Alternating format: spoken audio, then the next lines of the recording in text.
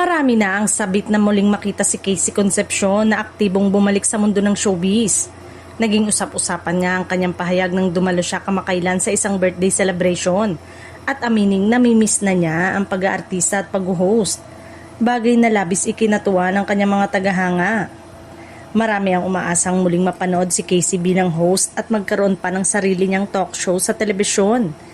Kilala si Casey hindi lamang bilang mahusay na aktres kundi bilang isang mahusay ding TV host at singer na minahal ng publiko sa loob ng maraming taon. Ayon sa mga taong malapit sa kanya, mas pinagtutuunan muna ngayon ni Casey ang kanyang health at fitness journey. Bumalik na umano siya sa regular na pag-eehersisyo at kasalukuyang nagpipilates bilang bahagi ng kanyang pagbabalik alindog program. Dahil dito, mas lalong tumindi ang excitement ng kanyang mga tagahanga na matagal nang naghihintay sa kanyang pagbabalik sa entertainment industry. Marami ang naniniwalang handa na si Casey para sa panibagong yugto ng kanyang karera.